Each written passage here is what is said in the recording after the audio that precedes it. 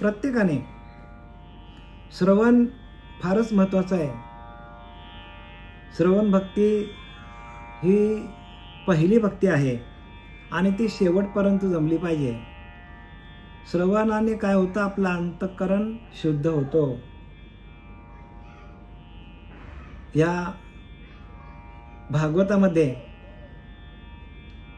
परीक्षित राजाला शाप होता आणि त्या शापातून मुक्त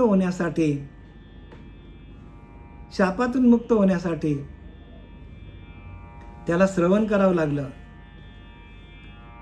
आणि त्या श्रवणाच्या माध्यमातून त्याचं अंतःकरण शुद्ध झाला. शुक महर्षींनी हे भागवत कोणाला सांगितलं? परीक्षिताला सांगितलं. आणि तसं आपण परीक्षित व्हायला पाहिजे. आपली परीक्षा आपल्या परीक्षेमध्ये आपणच उत्तीर्ण व्हायला पाहिजे. कारण परीक्षित राजा याचं अंतःकरण एकदम शुद्ध होतं, पण तरी पण त्याच्या हातातून काय घडलं तर एका ऋषीच्या गळ्यामध्ये त्याने साप घातलं मेलेला आणि त्याच्या मुलांनी बघितलं आणि त्याला शाप दिलं आणि त्या शापातून मुक्त होण्यासाठी तो शुक महर्षींना शरण गेलेला आहे आणि श्रवणाला सातत्याने तसं आपलं श्रवण व्हायला पाहिजे. परीक्षित राजासारखं श्रवण व्हायला पाहिजे. आणि हे श्रवण कधी होतो? ज्यावेळेला माणसावर अनेक प्रकारची संकट येतात, प्रपंचातली संकट ज्यावेळेला येतात त्यावेळेला माणसाचं श्रवण चांगलं होतं. आणि ज्याला दुःखच नाही, ज्याला परिस्थितीची जाणीव नाही, त्या माणसाचं श्रवण होत नाही. कारण त्याने दुःख काय आहे त्याने बघितलेलंच नसतं. आणि म्हणून प्रत्येकाला संसार दुःखे दुखावला, त्रिविध तापे पोळला, तोची एक अधिकारी झाला परमार्थ. असे समर्थ रामदास सांगतात. जो त्रिविध तापे पोळला, आध्यात्मिक, आदिभौतिक आणि आदिदैविक, याचा विस्तार खूप मोठा आहे बरं का तिन्ही तापांचा. आपला तो विषय नाही सध्या. संसार दुःखे दुखावला, संसारामध्ये ज्याला ताप दुःख कष्ट आले तोच अधिकारी झाला परमार्थाशी. त्याला परमार्थ उत्तम प्रकारे जमतो. आपल्याला या 23व्या अध्यायामध्ये शुक महर्षींनी परीक्षित राजाला किंवा भगवान कृष्ण परमात्म्याने उद्धवाला भिक्षुगीत काय असतं, भिक्षुगीत त्याचं वर्णन केलेलं. भिक्षुगीत म्हणजे काय की धनलोभी माणूस होता, त्याची गोष्ट सांगितली. एवढा धन होता की त्याने कोणाला दिलं नाही ते धन, आणि त्याच्यामुळं कोणालाच न दिल्यामुळे कुठल्याच जीवाला त्याने खायला दिलं नाही आणि लोकांचं मन संतुष्ट केलं नाही, लोकांचा आत्मा संतुष्ट केलं नाही. स्वतःच्या कमवलेल्या कमाईतून त्यांनी कोणालाही काहीही दिलेलं नाही. एवढा तो कंजूस होता. आणि त्याच्यामुळे त्याच्यावर आपत्ती आली, अनेक प्रकारचे प्रसंग आले आणि त्या प्रसंगातून त्याने जे ज्ञान घेतलं तसं प्रत्येक माणसावर, धनलोभी माणसावर जसं त्या धनलोभी ब्राह्मणावर जशी संकट आली, सगळं पुढे दाखवलं. त्याचं घर पण जळालं, बायका पोरं सोडून गेली, लोक अंगावर थुंकायला लागली त्याच्या, इथपर्यंत त्याची परिस्थिती आली. ही परिस्थिती कशामुळे आली तर एक विषय त्याच्या पिंडामध्ये आला आणि तो म्हणजे लोभ. म्हणून अति लोभ त्या क्षोभ होईल जाना, अति विषयी सर्वदा दैन्यवाना. ज्याच्याकडे हा विषय अति असतील त्याची अवस्था दैन्यवानी होणार आहे. नको रे मना क्रोध हा अंगीकारू, नको रे मना खेद नाना विकारू. काय लिहिलंय? नको रे मना काम नाना विकारी. बघा, कामातून नाना प्रकारचे विकार तयार होतात. आपल्याला वाटतं एखाद्या माणसाला खूप मोठा विकार लागला, त्याला कारण समर्थांनी सांगितले, नको रे मना काम नाना विकारी. काम काय करतो? माणसाला विकार निर्माण करतो. आणि विकार एकदा का माणसाच्या वाट्याला आलं तर तो भिकारी व्हायला काहीच वेळ लागत नाही त्याला. कारण हे कलियुग आहे. या कलियुगामध्ये प्रत्येक माणसाला कलीचा वारा लागला की तो विषयांकडेच धावतो. आणि विषय सुख हे काय तात्पुरते आहेत. विषय सुख क्षणभंगूर आहेत. आणि या क्षणभंगूर सुखासाठी माणूस रात्रंदिवस तळमळ तळमळ तळमळ तळमळ करतो. आणि त्या भगवंताचं, त्या परमात्म्याचं सुख जे आहे ते शेवटपर्यंत बरं का, त्याला म्हणतात काय, तर त्याला स्वानंद म्हणजे स्वतःचा आनंद आपल्याकडे आहे आणि त्याला आपण विसरलोय. सच्चिदानंद स्वरूप, आणि ते सच्चिदानंद स्वरूप प्रत्येक माणूस विसरलेला आहे आणि या विषयांच्या मागे लागलेला आहे. मोठेपणा, अहंकार, काम, क्रोध, लोभ, मद, मत्सर, दंभ, संशय, चिंता या सगळ्या विषयांनी माणसाला जखडलेला आहे ते. आणि ते आपण ज्या वेळेला टाकू त्यावेळेला आपल्याकडे शांती स्वयंभू आपल्याकडे आहे. स्वयंभू शांती आहे. शांती कुठे शोधायला जायची गरज नाही. शांती आपल्या आतमध्येच आहे. मग ते आपल्याला मिळत का नाही? कारण आपण विषयाधीन झालेला प्रत्येक जीव हा विषयांच्या अधीन गेलेला आहे. म्या नाही दिले दान. आता तो धनलोभी जो आहे तो काय सांगतो की म्या नाही दिले दान. मी दान धर्म कधीच केला नाही. दान धर्म कधीच केलं. म्या नाही दिले दान. मी नाही स्मरलो नारायण. भगवंताचं स्मरण पण केलं नाही कधी. म्हणून प्रत्येकाने काय करायला पाहिजे, यातून शिकवणूक काय घ्यायची. नाथबाबांचा हा भागवत आहे. या भागवताच्या माध्यमातून नाथबाबांना काय पदवी दिलेली आहे, तर शांती ब्रह्म एकनाथ महाराज. आणि आपल्याला तसंच व्हावं लागेल. शांती हेच आपलं धर्म आहे.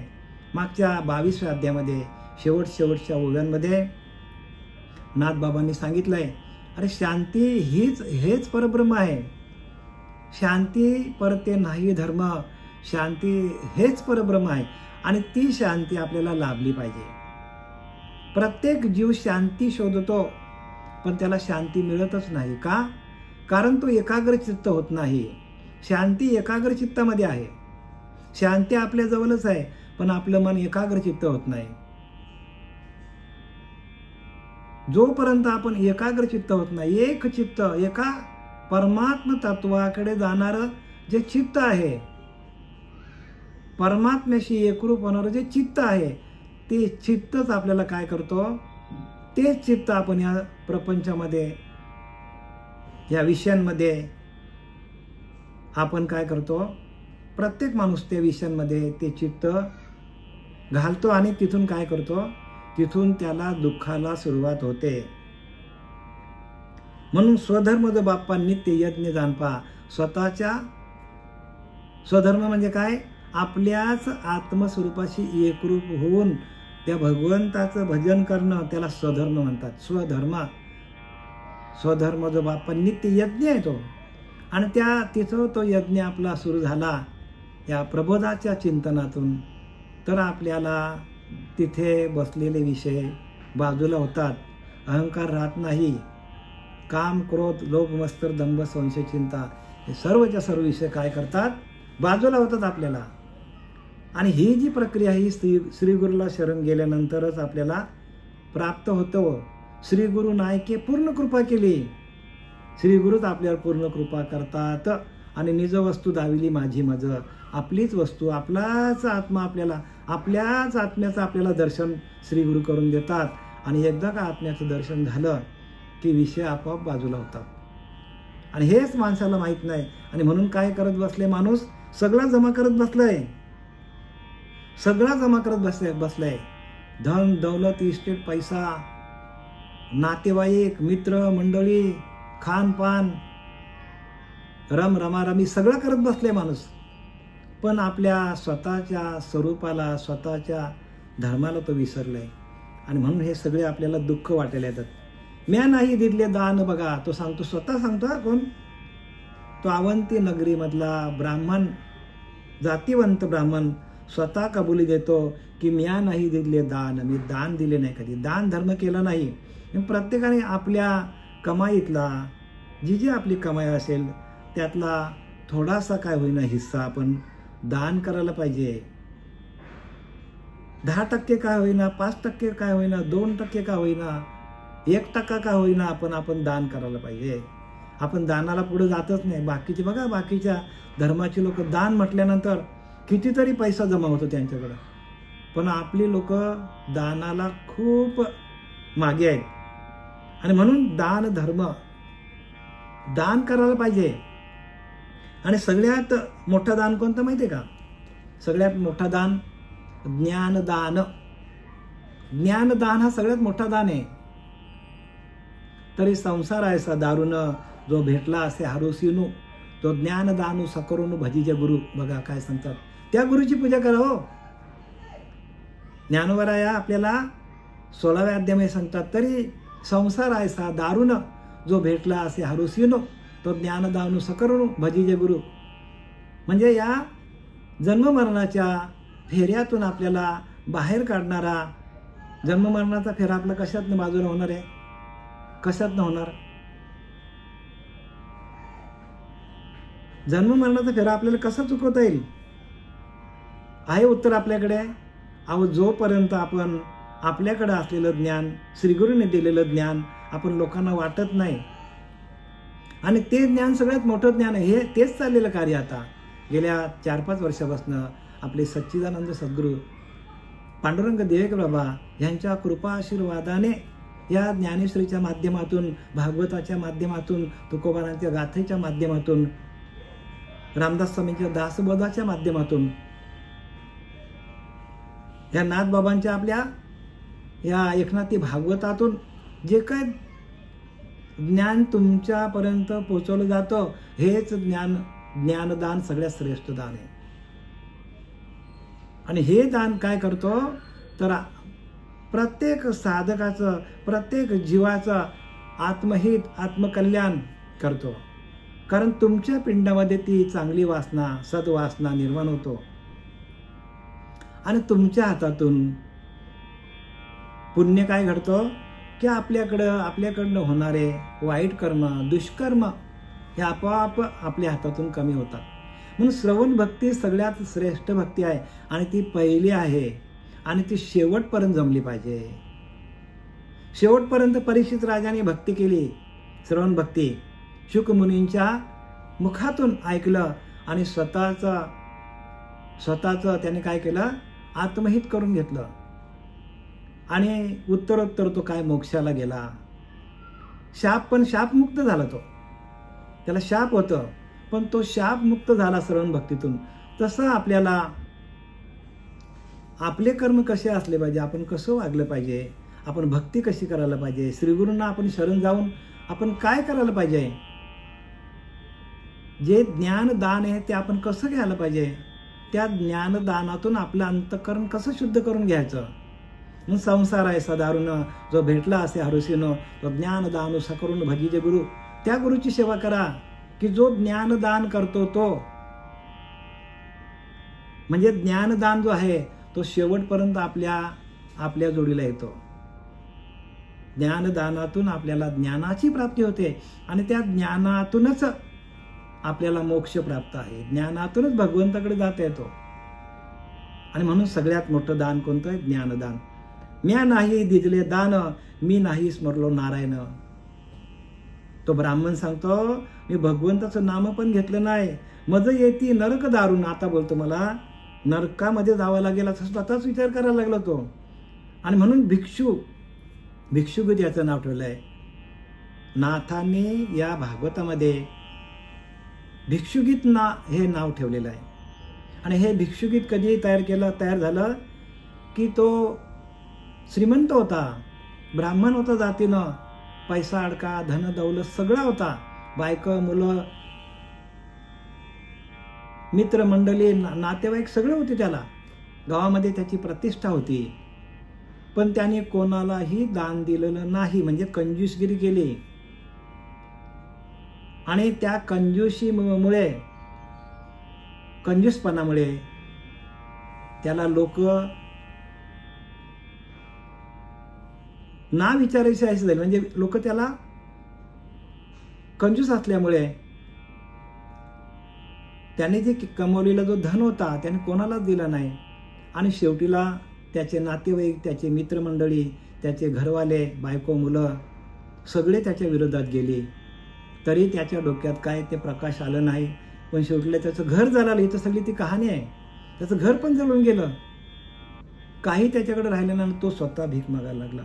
आणि भीक मागायला गेल्यानंतर तेव्हा त्याचे डोळे उघडले आणि मग त्याला वैराग्य आलेलं आहे. तसं माणसाचं सगळं गेलं.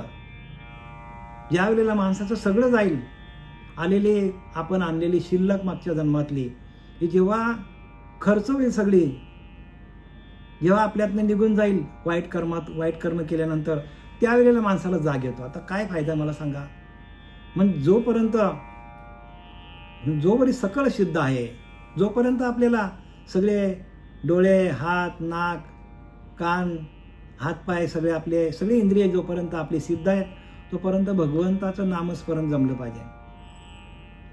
भगवंताचं नामस्मरण. आणि एकदा हातपाय थकले आणि आता आपण पूजा करायला गेलो, जमेल का आपल्याला? नाही जमणार. म्हणून जोवर सकळ सिद्ध आहे तोपर्यंत आपल्याला सगळं करायला पाहिजे.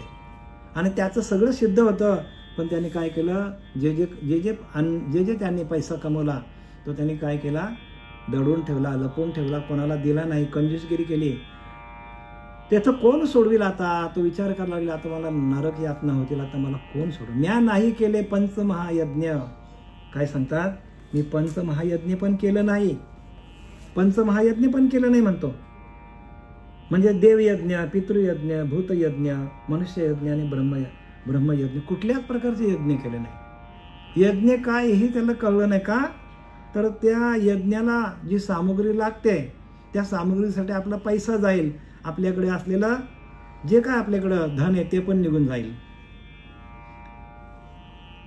त्या यज्ञासाठी शेतीतून निघालेलं उत्पन्न जे काय धनधान्य होतं ते धान्य पण जाईल, म्हणून त्याने यज्ञ पण. म्हणजे केवढी कंजूसगिरी बघा.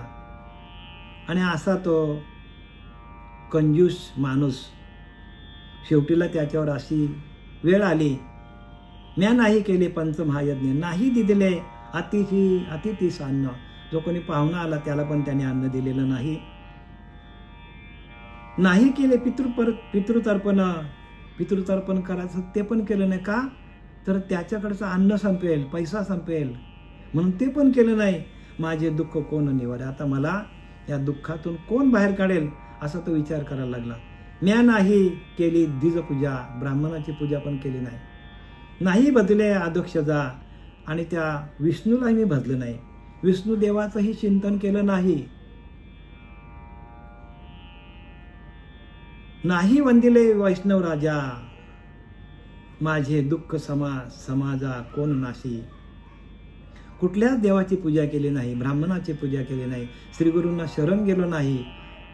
आणि मग आता मला कोण वाचवणार, समाजा कोण नाशी. आणि समाजापुढे आता मी जाऊ कसा, कारण सगळाच वेळ काय केलं त्याने, पैसा, धन, दौलत फक्त जमा करण्यामध्ये गेला.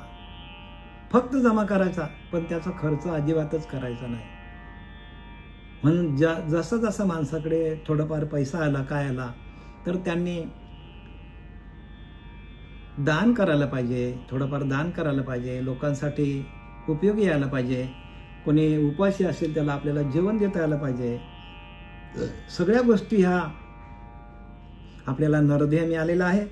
या नरदेह मिळाल्यानंतर प्रत्येक गोष्ट या नरदेहाकडून दान पुण्य व्हायला पाहिजे, आणि तरच या नरदेहाचा फायदा आहे. नाही तर नरदेह आपल्याला विषयांवर आपण घालू, मग आपल्याला पुढं त्याचे भोग आहेत. ज्या ज्या विषयांना आपण समोर जाऊ ते विषय आपल्याला परत काय करतात, त्रास द्यायला येतात. म्हणून विषय जनित जे सुख तेथेच आहे परम दुःख. पूर्वी दुःख अंते सुख नेहमीच आहे, पूर्वी सुख अंते दुःख नेहमीच आहे. आपल्याला त्रास देणारे आपले विषयच आपल्या पिंडामध्ये आहेत. म्हणून अति विषय सर्वदा दैन्यवाना. विषय आपल्याला कसे पाहिजे, अति विषय आपण वर्ज्य करायला पाहिजे. आणि जे आपल्या संसारासाठी लागतील तेवढं आपल्याला घ्यायला पाहिजे. आणि अति काय करायला पाहिजे, वर्ज्य करायला पाहिजे प्रत्येकाने. मी सर्वथा अकर्मकारी, बुडुलो आधारी. काय, मी सर्वता अकर्मकारी, बुडालो बुडालो आघोरी, धाव पाक गा श्रीहरी मज उद्धरी दिनाते. आता भगवंताचा धावा करायला लागला बघा, काय करायला लागला. म्हणून माणसाकडे आहे, ज्या वेळेला माणसाकडं धन असतो, चांगली तब्येत असतो, यौवनात असतो माणूस, त्यावेळेला माणूस भगवंताचा धावा करत नाही. त्याला वाटतं मीच सगळं करतो. प्रत्येक माणसाला असं वाटतं की कशाला देवाचं नामस्मरण करायचं, कारण त्याने पिंडामध्ये शपथ दिलेली असते आणि ती शपथ माणूस विसरतो. पिंडामध्ये शपथ दिलेली असते, देवा येथून सोडवशील तर मी स्वहित करीन, गर्भवास चुकवीन, पुनरुपी संसार येणे नाही, अशी शपथ दिलेली पिंडामध्ये. भगवंताला शपथ दिली आणि भगवंताशी काय केला, तो बेईमान झाला भगवंताशी आणि देवाचं नामस्मरण विसरला. आणि या भौतिक सुखामध्ये, नाशिवंत सुखामध्ये माणूस अडकलेला आहे. म्हणून नाशिवंत देह जाणार सकळ, आयुष्य खातो काळ सावधान. आपल्याला सावधान राहायला सांगितलंय. प्रत्येक माणसाला सावध व्हायला सांगितलंय, पण आपण सावध होत नाही. आपण कशामध्ये अडकलोय, आपण या सगळ्या लौकिक सुखामध्ये अडकलोय. आणि हे लौकिक सुख आपल्या बरोबर येणार नाही, उलट हेच सुख आपल्याला त्रास देणार आहे. जसं त्यांनी मागे उदाहरण दिलं, एखाद्या डोळ्यामध्ये पाणी आहे आणि पाणी, डोळ्यातलं पाणी त्याच्यापासूनच काय होतं, मोतीबिंद होतो आणि तोच आपल्याला त्रास देतो. शेवटीला काहीच दिसत नाही. तसं आपल्याला हे विषय सुख काय आहे, विषय सुख आपल्याला वाटतं की हे खरं आहे, पण हे विषय सुखच आपल्याला पुढं नरक यातना भोगायला लावतो. म्हणून विषय सुखे काही बोललेच नाही, परी काही केल्या मूर्ख न सविता न सरे. तो भोगणारच ते, का, त्याला विषय सुखच आवडतात. आणि म्हणून प्रत्येकाने काय करायला पाहिजे, तर श्रीगुरूंना शरण जाऊन प्रत्येक माणसाने गुरुला शरण जायला पाहिजे. गुरु दाविले वाटा, गुरु ज्या, म्हणून प्रत्येक बघा, प्रत्येक युगामध्ये, कृता, त्रेता, द्वापार, कली, चारही युगामध्ये जे जे आपले संत परंपरा आली, मोठे मोठे महात्मे आले, जपे आले, तपे आले, त्यांनी काय केलं, तर श्रीगुरूंना शरण गेले आणि त्यांच्याकडनं हे ज्ञान प्राप्त करून घेतलं आणि त्यांच्या म्हणण्याप्रमाणे ते चालले. आणि म्हणून त्यांनी काय केलं की आपलं नाव त्यांनी जोपर्यंत सूर्यचंद्र आहेत तोपर्यंत अबाधित ठेवलं, कारण श्रीगुरूंच्या कृपेने ते चालले. मी सर्वता कर्मकारी, बुडालो बुडालो अघोरी, धाव धाव पाव गा श्रीहरी. आता तो देवाचा धावा करायला लागला. एवढ्या दिवशी देवाचा धावा केला का त्याने, नाही केला देवाचा धावा. मग आता सगळीच माणसं फिरली त्याच्या विरोधात गेली, सगळीच माणसं बरं का, कारण तो विषयामध्ये अडकला, तो लोभामध्ये अडकला. तसा काही माणूस कामामध्ये अडकतो. कामामध्ये अडकलेला माणूस तो पण असाच बरं का, शेवटीला सगळं त्याचं निघून जातो काम विषयामध्ये आणि शेवटीला तोही भिकारी होतो. क्रोधामध्ये अडकतो आणि 52 पत्त्याची भाजी खायला जातो माणूस. कोणाचा तरी मर्डर करतो, जेलमध्ये जाऊन सडत बसतो आणि मग तिथे गेल्यावर अरे बापरे धावा करतो देवाचा. पण त्याच्या आधी जर धावा केला असता तर भगवंताने त्याला सद्बुद्धी दिली असती ना. बुद्धी देणारा कोण आहे, भगवंत आहे. मग त्याचं आपण चिंतन विसरलो. बुद्धी देणे भगवंताचे. बुद्धीविना माणूस कायचे, बुद्धीशिवाय माणूस आहे का, पण त्यानेच दिले हो, त्यालाच आपण विसरलोय. बुद्धी देणे भगवंताचे, बुद्धीविना माणूस काचे, बुद्धीशिवाय माणूस आहे का. प्रत्येक माणसाला बुद्धी दिलेली आहे त्या भगवंताने, पण दिलेल्या भगवंताला आपण विसरलो. सकळ करणे जगदीशाचे, कवित्व काय माणसाचे, सगळं करणारं भगवंत आहे. सकळ करणे जगदीशाचे, कवित्व काय माणसाचे, काय माणूस कवित्व करेल, सगळं देणारा तोच आहे, तो भगवंतच देतो आणि आपण त्यालाच विसरतो. म्हणून प्रत्येकाने नामस्मरण वाढवा. या सगळ्या ज्या कथा आहेत, या सगळ्या कथा एका नामाकडे येतात. एका नामातून आपल्याला सर्व ग्रंथांचा उलगडा होतो आणि ते नामच आपल्याकडे नसेल तो कोणत्याच ग्रंथाचा उलगडा होणार नाही. का आपलं अंतःकरण तसं तयार होतं नामातून. भगवंताच्या नामस्मरणातून आपल्याकडे शांती, सुख, समाधान हे आपल्याला शोधत येतात. आणि आपल्याला सुख, समाधान, शांती शोधत येतो. आपल्याला कुठे जायची गरज लागत नाही. कारण सच्चिदानंद स्वरूप प्रत्येक माणूस आहे. मूळचं आपलं स्वरूप सच्चिद आनंदच आहे आपला. पण आपण त्यालाच विसरलोय आणि त्याच्यामुळं आपण ही सगळी जमवाजमी करत बसतो.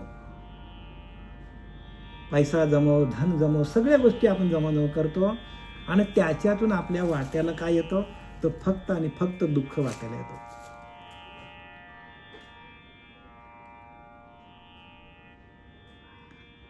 कृष्णा माधवा मुरारी अच्युता अनंता श्रीहरी गरुड ध्वजा गोवर्धनधारी मज उद्धरी दिनाते.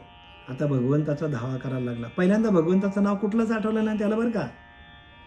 फक्त त्याला वाटला की मी फक्त माझ्याकडे सगळं आहे, मला कोणाची गरज नाही. आणि प्रत्येक माणसाला असंच वाटतं. अचानक एखाद्या माणसाकडे अचानक पैसा आला, प्रॉपर्टीचा म्हणा, लॉटरी लागली म्हणा, तर तो कोणालाच विचारत नाही नंतर. का? तर त्याला वाटतं आता मला कोणाची गरज राहिली नाही. पैसा म्हणजे सर्व. पैसा म्हणजे सर्व नाही बरं का. प्रत्येक माणसाला असं वाटतं, श्रीमंताला, की माझ्याकडे पैसा म्हणजे मी मला आता कोणाची गरज राहिली नाही. अरे इथलीच वस्तू इथंच तुला मिळाली, पण वरती जाताना ती तुम्हाला कुठेच कामाला येणार नाही. इथलं सर्व इथंच राहतं.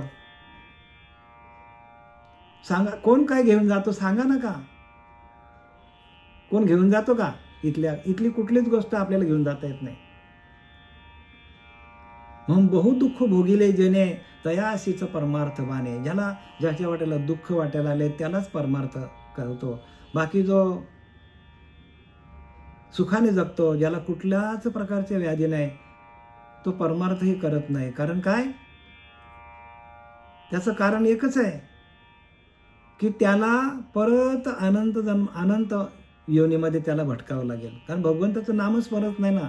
नामस्मरणाशिवाय नामस्मरणे निरंतर त्याची जाणारे पुण्य शरीर. निरंतर ज्याचं नामस्मरण चालू आहे त्याचंच देह पुण्यवान असं समर्थ रामदास सांगतात. कृष्ण माधवा मुरारी. कृष्णाला हाक मारायला लागला, माधवाच्या रूपाने हाक मारायला लागला, मुरारीच्या म्हणजे भगवंताला हाक मारायला लागला. अच्युता अनंता श्रीहरी. परत अच्युता अनंता श्रीहरी गरुड ध्वजा गोवर्धनचारी मज उद्धारी दिनात. मला माझा आता उद्धार कर.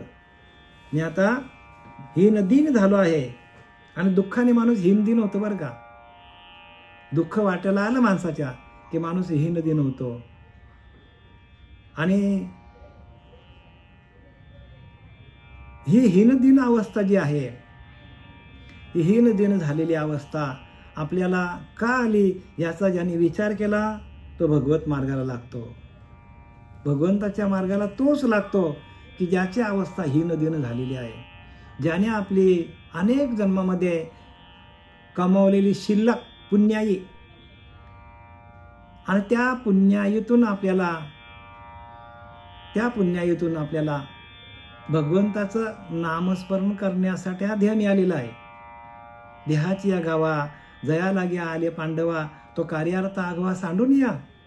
ज्ञानोबा सांगतात, देहाची या गावा जया लागे आले पांडव. अरे अर्जुना, या देहरूपी गावामध्ये तू आलेला आहेस.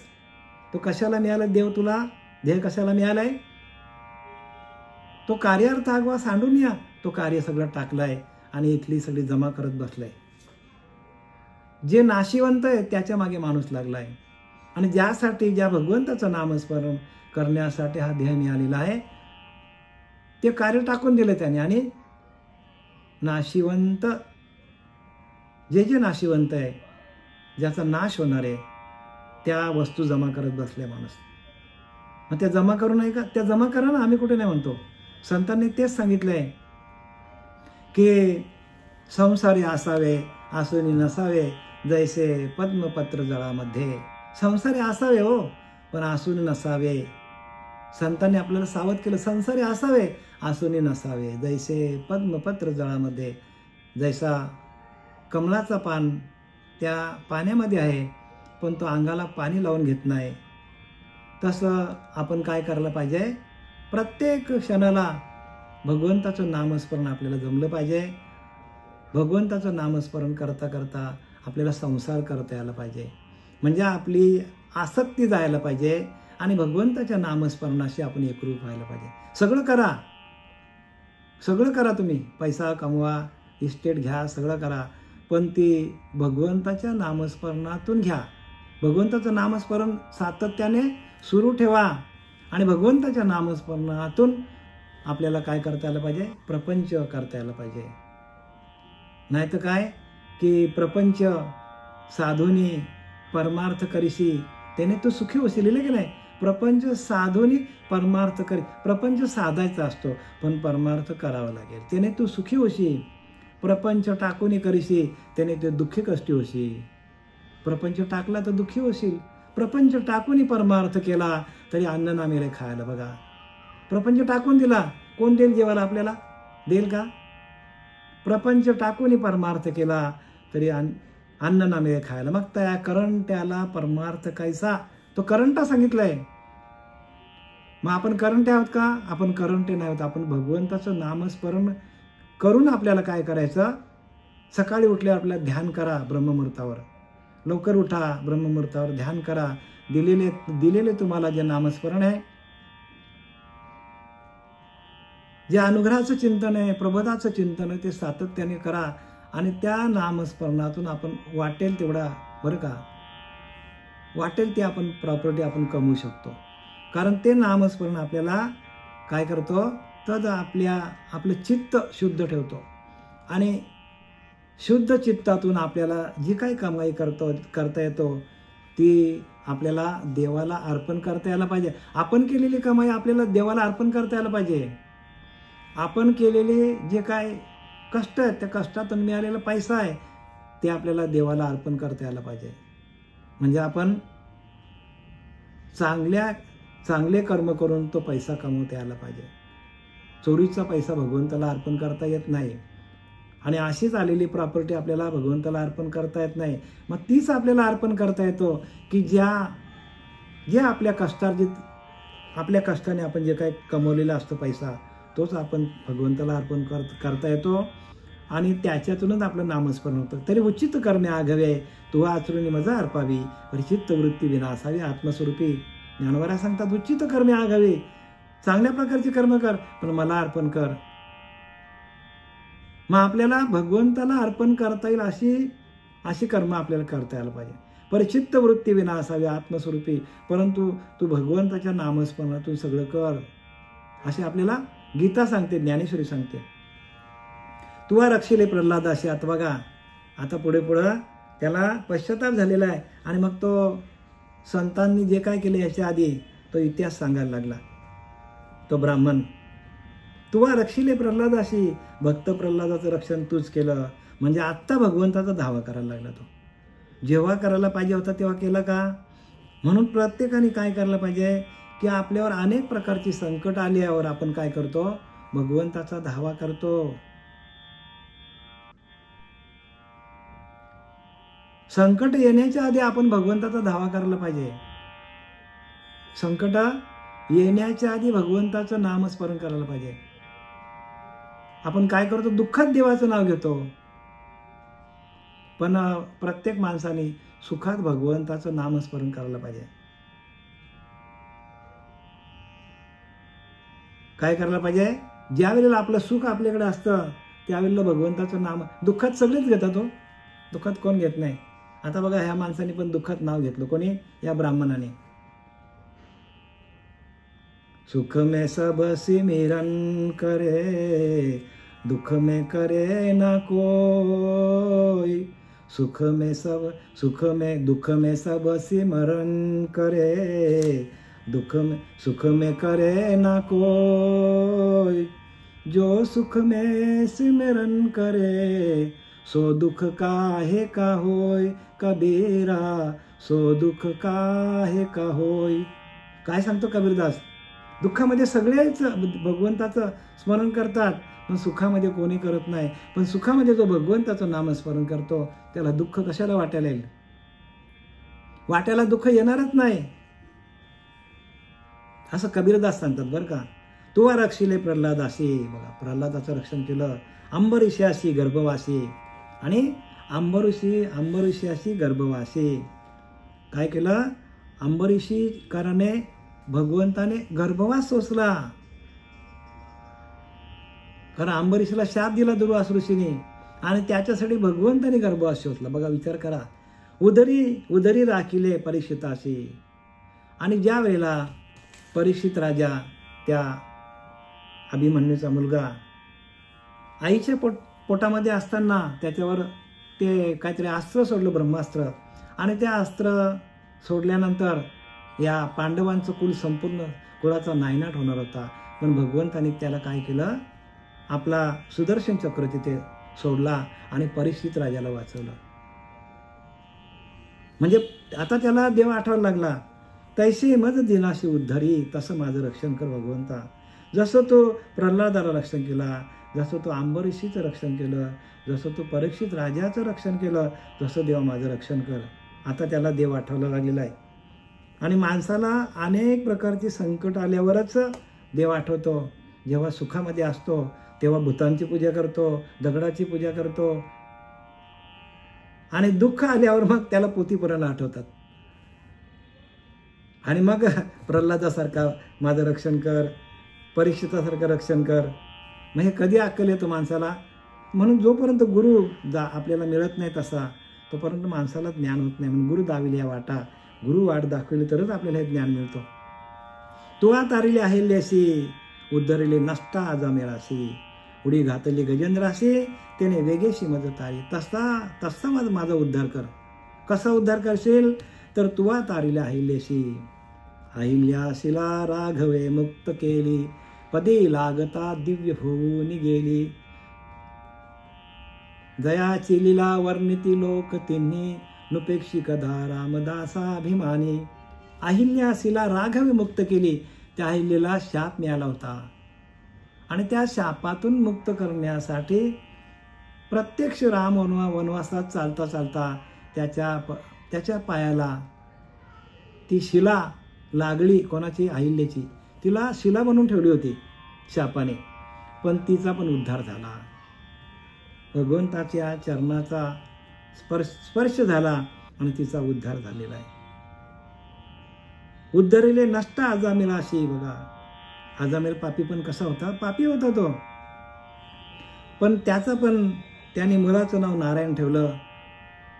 श्रीगुरु ऋषी त्यांच्या घरी आले आणि त्या ऋषींनी सांगितलं, अजामिलाच्या त्या पत्नीला सांगितलं की बाबा, ज्या वेळेला तुला मुलगा होईल त्या मुलाचं नाव तू नारायण ठेव. म्हणजे श्रीगुरूंनी त्यांना काय दिले? सूचना दिली की मुलाचं नाव नारायण ठेव. आणि त्यांनी मुलाचं नाव नारायण ठेवलं. आणि तो अजामिल पापी होता, पण तो नारायण नारायण हाक मारता मारता मुलाच्या नावाने त्याचा उद्धार झालेला आहे. फक्त मुलाचं नाव नारायण, पण भगवंताला वाटलं माझं नामस्मरण करतो. आणि शेवटीला त्याला अंतकाली जाताना यमदूत आले आणि इकडनं विष्णुदूत आले. दोन्ही दूत आले त्याला न्यायला. यमदूत सांगतात हा आमचा आहे, याने आयुष्यात कधी नामस्मरण केलं नाही. पण विष्णुदूत सांगतात हा आमचा आहे, याने आमच्या देवाचं नाव घेतलं. बघा, म्हणजे जरासं जरी नामस्मरण आपलं झालं तरी आपला उद्धार होऊ शकतो. इथे सगळ्यात महत्त्वाचा मुद्दा काय आहे? ते आपलं नामस्मरण व्हायला पाहिजे. नामस्मरणातूनच भगवंताची प्राप्ती आहे आणि ह्या जीवाचा उद्धार होणार आहे. जीवाचा उद्धार कशातून होणार आहे? नामस्मरणातूनच होणार आहे. आणि ज्याच्याकडे नामस्मरण नसेल त्याचा उद्धार कधीच होणार नाही. म्हणून नामस्मरणातूनच आपल्याला भगवंताची प्राप्ती आहे. सगळं करा, आपण नामस्मरण करा. तुवा तारिले अहिल्याशी, उद्धरिले नष्ट अजामिलाशी. उडी घातली गजेंद्राशी. गजेंद्राला पण काय केलं? मुक्त केलं त्याने. त्या मकरीने काय केलं होतं? मगरीने त्याचा पाय धरला होता. कित्येक वर्ष पाय धरून ठेवला, पण त्या गजेंद्राने देवाचा धावा केला आणि त्या गजेंद्राला मुक्त केला. त्याने वेगेशी मज तारी. महादोषांची श्रेणी नामे तारिले कुंटिनी. त्याने लाघवे चक्रपाणी. मग दृष्टा लागून उद्धरी. महादोषांची श्रेणी नामे तारिली कुंटिनी. कुंटिनी होती, तिने काय केलं? भगवंताचं नामस्मरण घेतलं. पातकी पिंगलेचा तुझ्या नामाने उद्धार केला बघा. म्हणजे पिंगळा होती, पातकी होती, वेश्या होती ती, पण तिने काय केला? एकही आपल्याकडं पुरुष आज आलेला नाही, म्हणून ती रात्रभर थांबली आणि सकाळी तिने विचार केला की एवढा वेळ आपल्याकडे एकही माणूस आलेला नाही, एवढ्या वेळामध्ये आपण भगवंताचं नामस्मरण घेतलं असतं तर भगवंत आपल्याला वाचवायला आला असता, भगवंताने आपल्याला बाहेर काढलं असतं. एवढाच तिने पश्चाताप घेतला आणि त्या पिंगलेने काय केलं? अखंड हरिनाम सुरू केलं आणि भगवंताने तिचा उद्धार केलेला आहे बघा. म्हणजे पश्चातापी नदी नालो आणि तुझ्या सायुज्यपती आलो. पश्चाताप व्हायला पाहिजे माणसाला. आपल्या केलेल्या कर्माचं पश्चाताप झालं तरच माणूस सुटू शकतो बरं का. आणि ज्याने पश्चाताप धरला नाही त्याला आयुष्यात काहीही मिळणार नाही, मग त्याला अधोगतीला ठरलेले येतो. म्हणून पश्चातापी नदी नालो. पश्चातापाने तापल्यावर माणसाला सगळं पश्चातापी नदी नालो आणि तुझ्या सायुज्यपदी आलो.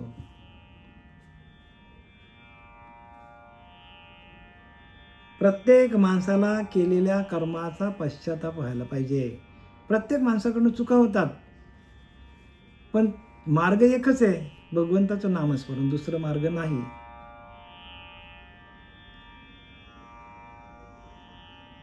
दुसरा मार्ग जगामध्ये नाही बरं का. एकमेव मार्ग कोणता आहे?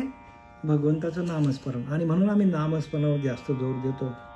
पातकी पिंगलेचा तू तुझ्या नामाने उद्धार केलास, हे चक्रपाणी माझं दुष्टाचा उद्धार करा. मी आता दुष्ट आहे, पापी आहे, मी अधर्मी आहे, माझा उद्धार कर, असं भगवंताला त्यांनी काय केली? विनवणी केलेली आहे. त्या कंजूष ब्राह्मणाने काय केलेले आहे? भगवंताला विनंती केली, आता भगवंत तू धाव भगवंत, आता माझा उद्धार कर, कारण मला कोणीच विचारत नाही, सगळे माझ्या अंगावर थुंकायला लागले, दारामध्ये उभा कोणी करत नाही, अशी माझी परिस्थिती झालेली आहे. जवळजवळ हा धन काम आता त्याला वाटायला लागलं. धन आणि काम गेले वृथा माझे जन्म, फुकाचे जे रामनाम ते मी अधमन म्हणोची. आता त्याला पश्चाताप झाला आणि जळो हा धन काम, हा धन जळून जाऊ दे आणि वासना पण माझी जळून जाऊ दे. जी माझी वासना होती, जी मला आसक्ती होती धनलोभावर, ती पण माझी जळून जाऊ दे देवा, आता नको मला ती. कधी माणूस हे तयार होतो? ज्या वेळेला त्याच्यावर स्वतःवर प्रसंग येतात. आणि म्हणून भगवंत काय करतो? प्रत्येकाला थोडा थोडा देहाला थोडा त्रास देतो आणि तो त्रास आपल्याला भगवंतच देत असतो. आणि भगवंत सांगतो, बघ बाबा माझं नामस्मरण कर, माझं नामस्मरण कर, म्हणून तुला मी थोडं दुःख देतो. पण काही माणसावर जीवघातकी हल्ला होतो तरी पण भगवंताचं नामस्मरण करत नाही. आणि तरी पण तो काय करतो? भगवंताचं नामस्मरण करत गुरु करण्याकडे लक्षच नाही त्याचा. गुरुला शरणही जात नाही, भगवंताचं नामस्मरण करत नाही, आपली वरची काय करतो? पूजा करतो आणि परत चांगलं वाटलं की परत काय करतो? परत तेच दुकान मांडतो, तो विषयांचं दुकान मांडतो आणि ते दुकान त्याचं सुटत नाही. आणि म्हणून त्याला ज्ञान होत नाही का? आपल्याला ताबडतोब आपण सावध होय बाप्पा, काल लागलाय मापा. सावध झालो, आलो हरीच्या दर्शना. जे ते वैष्णवांचे भार जयजकार करीत असे बघा. तुकाराम महाराज म्हणतो, सावध झालो हरीच्या आलो दर्शना. भगवंताच्या दर्शनासाठी आपण सावध व्हायला पाहिजे. बघा आपल्याला दर्शन झालं का देवाचं? तो दर्शन व्हायला पाहिजे, तो आत्मसाक्षात्कार व्हायला पाहिजे. म्हणून आपल्याला तुकाराम महाराज सावध करतात, सावध झालो हरीच्या आलो जागरणा. जे ते वैष्णवांचे भार जयजयकार करीत असे बघा. हरीच्या जागरण म्हणजे काय? जागवन हो. हरीचं जागरण म्हणजे आपल्याच आत्मस्वरूपाशी आपण झोपलोय आणि तो स्वरूप साक्षात्कार व्हावा म्हणून प्रत्येकाने आपला धावा करायला पाहिजे भगवंताचा. आणि तसा स्वरूप साक्षात्कार करून देणारा श्री गुरु जोपर्यंत जीवनात येत नाही, श्रीपाद बाबासारखा, रामदास बाबासारखा, पांडुरंग दिवेकर बाबासारखा, तोपर्यंत आपल्याला गती नाही बरं का, अधोगती आहे. गती कारणे संगती सज्जनांची, काय सांगतात समर्थ, गती कारणे संगती. गती म्हणजे अधोगती नाही बरं का, गती म्हणजे उच्च स्थान, म्हणजे भगवंताचं स्वरूप. भगवंताचं स्वरूप साक्षात्कार होण्यासाठी आपल्याला हा नरदेह मिळालेला आहे. आणि जर आपल्याला तो आत्मसाक्षात्कार झाला नाही तर मग इथे कोणाचे बा काय गेले, ज्याचे त्याने अनहित केले. आपल्याच आत्म्याचा आपल्याला आत्मसाक्षात्कार नाही. आणि एकदा काही आत्मसाक्षात्कार झाला तर तुम्हाला सगळ्या ग्रंथांची पडताळणी तुम्हाला तुमच्याच आतमध्ये, तुमचाच अंतरीचा अंतरात्मा तुम्हाला ज्ञान देतोय. तुमच्यामध्ये असलेले ते आत्मतत्व ते बोलतो, आपण नाही बोलत. तुमच्याकडे असलेलं तत्व हाच तुमचा गुरु आहे. त्या तत्वाचं प्रगटीकरण व्हायला पाहिजे. ते तत्व रोम रोमामध्ये आपल्या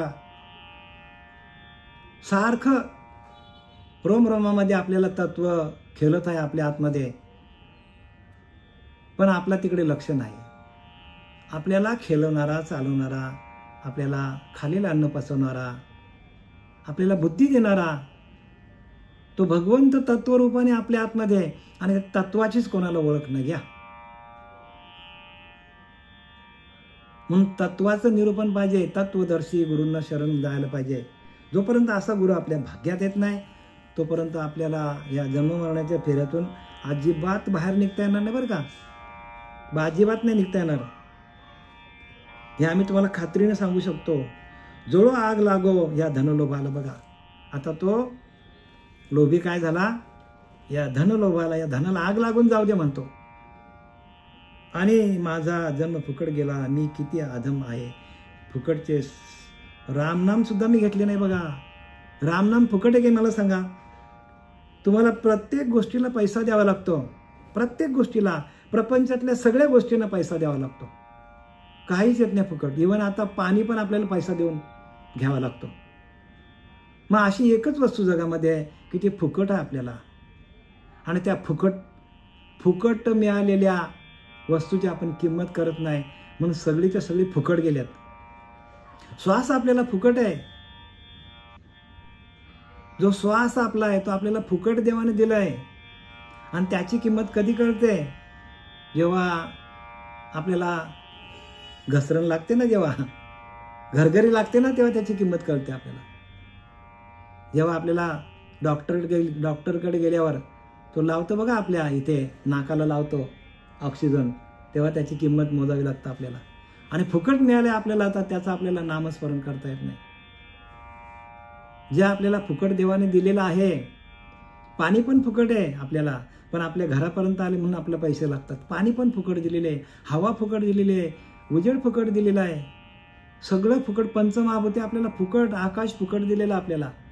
आकाशामध्ये स्वैर आपण फिरू शकतो. भूमी आपल्याला फुकट दिलेली आहे, पण हे फुकट दिलेलं आपल्याला आपण फुकट जातो का, तर आपल्याला ज्यांनी दिले त्याची आपल्याला किंमत कळत नाही. म्हणून प्रत्येक गोष्टीमध्ये परमात्मा भरलेला आहे. पृथ्वी आप तेज वायू आकाश या सभांतरी जगदीश, पंचभूतांचा आहे नाश, आत्मा अविनाशी. अविनाशी आत्मा आहे, पण त्याची आपल्याला त्याचं भजन करता येत नाही.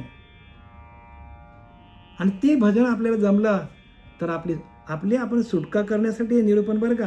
हे ऐकण्यासाठी नाही, हे ज्ञानासाठी नाही, तुमची सुटका करून घेण्यासाठी हा निरूपण आहे. हे सच्चिदानंद सद्गुरू श्रीपाद बाबा, रामदास बाबा, नारायण बाबा, पांडुरंग दिवेकर बाबा, नाना बाबा यांच्या कृपा आशीर्वादाने आपल्याला मिळतं आहे. हे माझं ज्ञान नाही बरं का, हे श्रीगुरूंचं ज्ञान आहे. आणि हे ज्ञान तुम्हाला वाटण्यासाठी आम्ही इथे आहोत. हे आमचं नाही आहे. तुम्ही प्रत्येकाने घ्या आणि तुम्ही आपले आपण करा सोडवणं. संसार बंधन तोडा वेगी. या संसारामध्ये अनेक बंधन आहे, तोडा आहे संसार बंधन. जन्माला येणं मरणं किती आपल्याला त्रास आहे. किती जन्म आपल्याला आहे, कित्येक जन्म आपल्याला त्रास आहे जन्माला येणं आणि मरणं.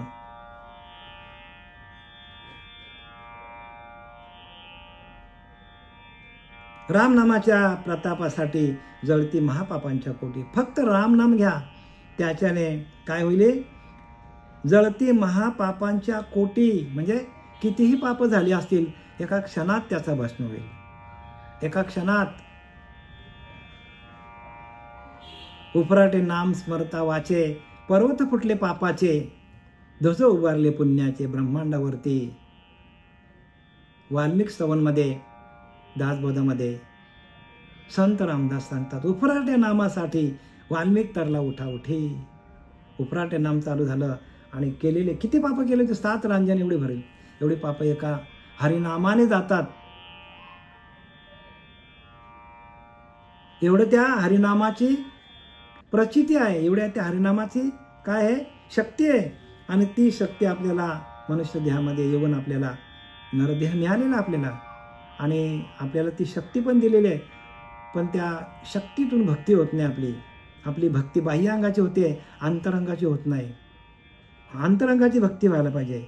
अंतरंगातून आपल्याला ते नामस्मरण व्हायला पाहिजे, बाह्य अंगातून नाही. बरं का, बाह्य अंगातून काही मिळणार नाही. कारण जे जे बाह्य दिसतं ते नाशिवंत आहे. माया दिसे परी नासे, ब्रह्म न दिसे परी न नासे. सरळ लिहिले की नाही याच्यामध्ये? जे दिसतं त्याचा नाश होणार आहे. यद दृष्टम तन नष्टम. जे दिसतं, ज्या मूर्त्या दिसतात, जे दगड दिसतात, त्या सगळ्यांचा, ह्या देहाचा पण, तुझं नव्हे तुझं शरीर, इतरांचं काय विचार. आता भगवंत एक साचार धरी भावार्थ बळे, भाव बळे आकळे, एरवी नकळे, करतळे आवडे तैसा हरी. एवढा सोपा करून सांगितलं परमार्थ.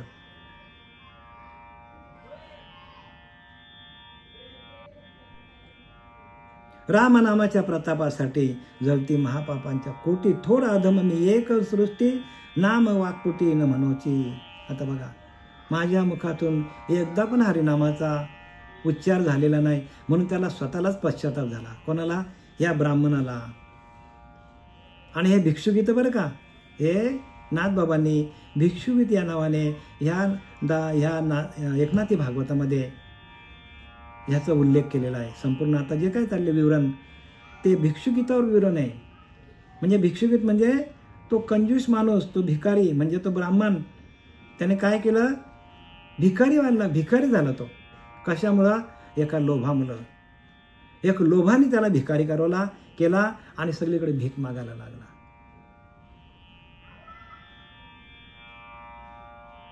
कुठलाही विषय तेवढाच ताकदीचा आहे. कुठलाही काम घेतला तरी तेवढाच ताकदीचा आहे. तोही माणसाला भिका मागायला लावतो. लोलंगता एवढे दुःख अनेक नाही. लोटांगण घालायला लावतो काम काय करतो? लोटांगण घालायला लावतो. बघा, विचार करा. लोलंगता एवढे दुःख अनेक नाही. या एका कामासाठी जन्म गेला आठाठी. जन्म सगळा निघून जातो एका कामासाठी.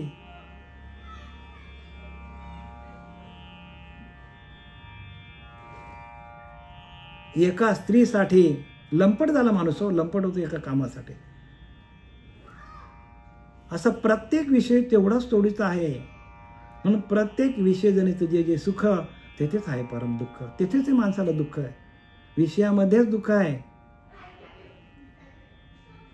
ऐसा मनोनी अपराध, थोर अधम मी एक सृष्टी, नाम वाक्पुटी मी न म्हणायची. बघा, माझ्या वाक्पुटीमध्ये म्हणजे माझ्या जिभेवरती, माझ्या मुखामध्ये भगवंताचं नामस्मरणच झालं नाही.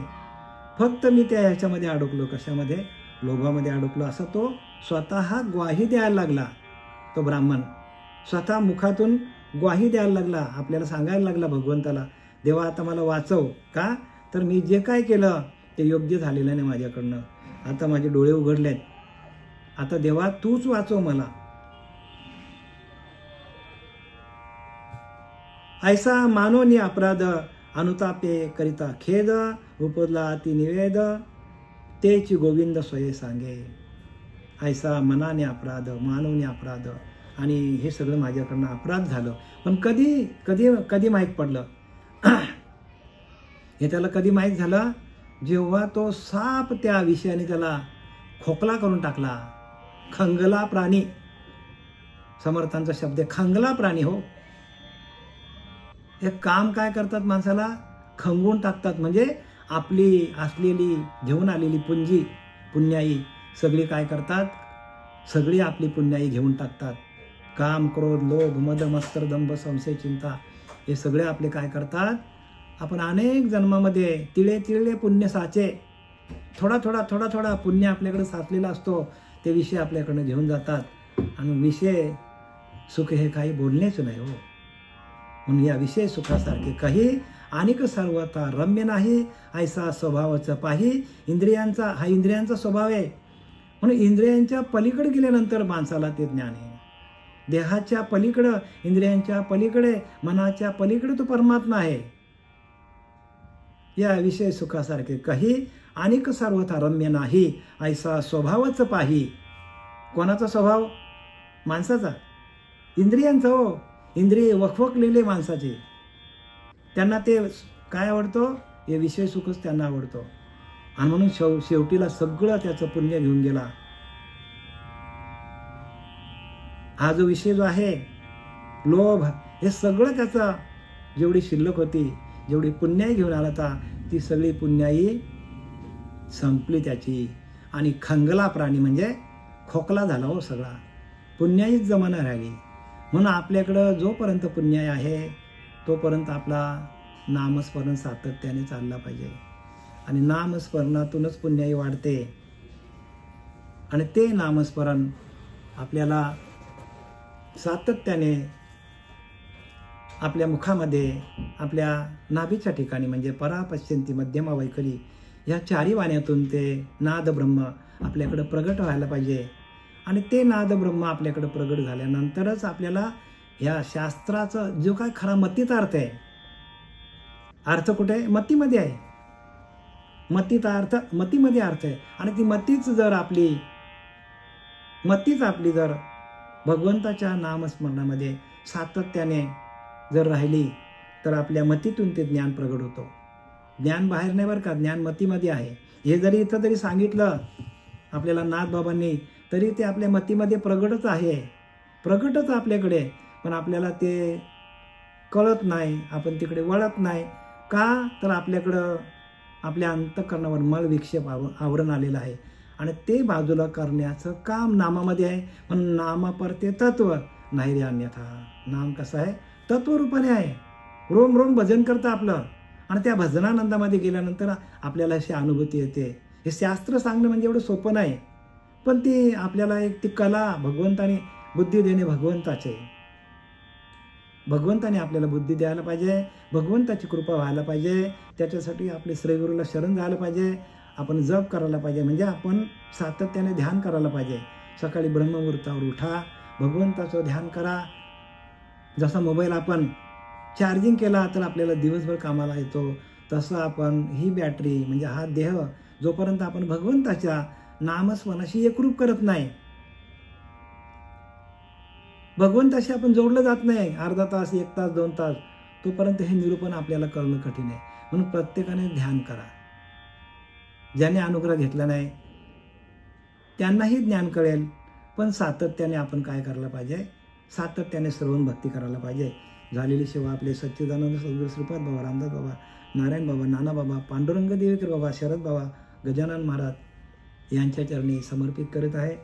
पुंडलिकावर दे हरी विठ्ठल श्री ज्ञानदेव तुकाराम पंढरीनाथ भगवान की जय.